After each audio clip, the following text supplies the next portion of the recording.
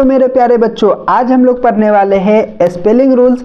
और यहाँ पे मैं आपको बता रहा हूँ कि जिस शब्द यानी कि वर्ड के अंत में ATE रहे तो उसे एट पढ़ते हैं। ठीक है, देखिएगा ATE अगर लास्ट में रहेगा तो उसको कैसे पढ़ेंगे, ठीक है, और उसका उच्चारण क्या होगा वो मैं आपको बताता हूँ। ठीक है, तो जिस शब्द या वर्ड के अंत में क्या रहता है, ATE रहे तो उसे हम एट पढ़ते हैं। जैसे आइए एग्जाम्पल से आपको बताते हैं। यहाँ पे देखिए गया ATE, यहाँ पे एट, ठीक है, एट माने क्या होता है, खाया। ठीक है, एट माने होता है खाया।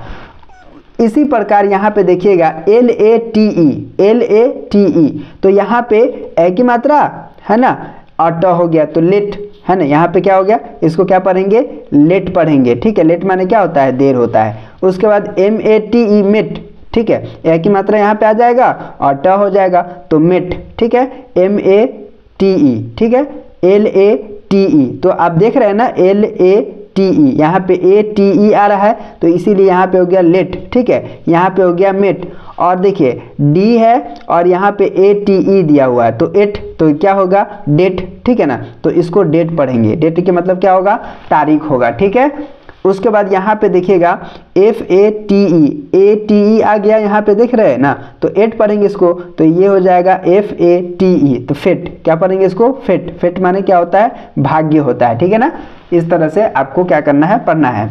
उसके बाद यहाँ पे देखिएगा RATE, रेट, इसको क्या कहते हैं, रेट। ठीक है ना, तो ये हो गया रेट। रेट माने क्या होता है, दर। ठीक है, रेट माने क्या होगा, दर होगा। उसके बाद यहाँ पे देखिए ये T है, GATE, गेट। गेट माने दरवाजा। ठीक है, GATE, गेट। गेट माने क्या होता है, दरवाजा हो गया। ठीक है, और इसके बाद है HATE, हेट। हेट माने घिरीना, आई हेट यू बोलते हैं ना, आई हेट यू। तो इस तरह से क्या होगा कि HATE, एट, तो यह हो गया हेट। ठीक है ना, तो आगे एच है तो ये हो गया हेट। ठीक है, हेट माने क्या होता है, घृणा होता है। ठीक है, तो इस तरह से आपको क्या करना है, पढ़ना है, बोलना है। ठीक है, जैसे यहाँ पे देखिएगा एट माने खाया, लेट माने देर, मेट माने साथी। ठीक है, डेट माने तारीख, फेट माने भाग्य, रेट माने दर, गेट माने दरवाज़ा। ठीक है, और हेट माने क्या होगा,